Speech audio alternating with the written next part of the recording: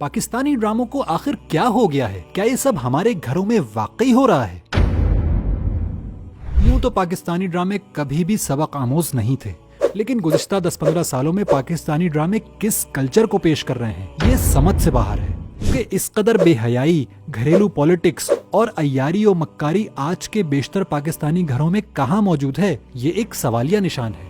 ذرا غور کریں تو آپ کو صاف نظر آئے گا کہ ہر سیزن میں ڈراموں کا کنٹینٹ کسی خاص موضوع کے گرد گھومتا ہے۔ مثال کے طور پر کچھ عرصے پہلے ہر چینل پر ڈراموں میں سالی کے بہنوئی یا دیور کے بھابھی کے ساتھ نامناسب تعلقات دکھائے جا رہے تھے۔ آپ جو چینل لگائیں آپ کو اسی نوعیت کے ڈرامے دیکھنے کو ملتے تھے۔ کچھ ڈراموں میں طلاق اور اس سے جڑے مسائل کچھ اس باریک بینی سے چھیڑے جانے لگے کہ عقل دنگ رہ گئی۔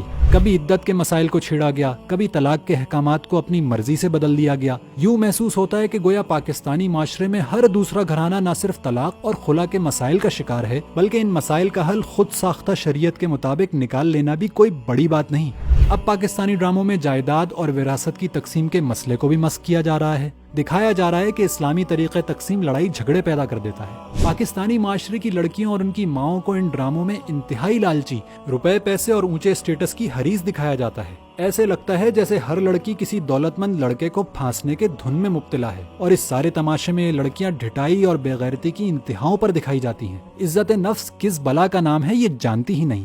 لالچ، جھوٹ، دھوکہ، بے ایمانی، مکر و فریب کسی بھی معاشرے میں بدترین برائی مانے جاتے ہیں، چاہے وہ مغرب ہو یا مشرق۔ لیکن پاکستانی ڈراموں کو دیکھیں تو محسوس ہوتا ہے کہ گویا ہر دوسرا بندہ اور بالخصوص ہر گھر ایسے افراد پر مشتمل ہے جہاں اخلاقیات کی کوئی حیثیت نہیں۔ مائیں اپنی بیٹیوں کو سسرال والوں اور شوہر کے خلاف ایسے گھر سکھائی ہوئی دکھائی جاتی ہیں کہ سر شرم سے جھک جائے۔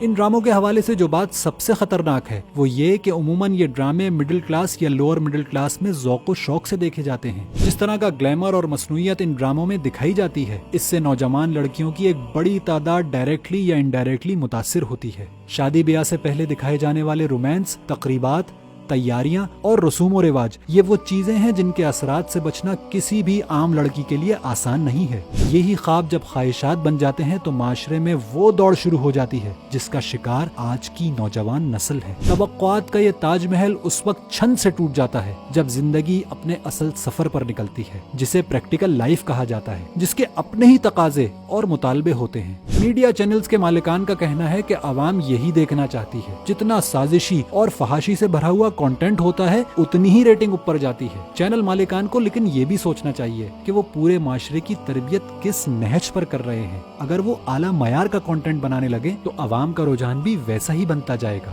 ارطغرل اور تاریخی موضوعات پر مبنی ڈراموں کی مقبولیت میں ہمارے لیے واضح سبق ہے، جس پر پاکستانی اداکار جزبز ہونے لگے تھے کہ پاکستانی عوام ترکی کنٹینٹ کو دیکھنے کے بجائے پاکستانی انڈسٹری کو پروموٹ کرے۔ لیکن نہ صرف عوام کو ارطغرل جیسا صاف ستھرا کنٹینٹ بے حد پسند بھی آیا، بلکہ پوری دنیا کی مقبول ترین سیریز میں بھی شامل ہو گیا۔ چینل مالکان، رائٹرز اور پروڈیوسرز تک یہ پیغام پہنچانا ہوگا کہ پاکستانی عوام کو وہ دکھائیں جیسا آپ اپنا معاشرہ دیکھنا چاہتے ہیں، ورنہ اخلاقی بانجھ پن کی بیماری ہماری قوم کو معذور کر کے چھوڑے گی۔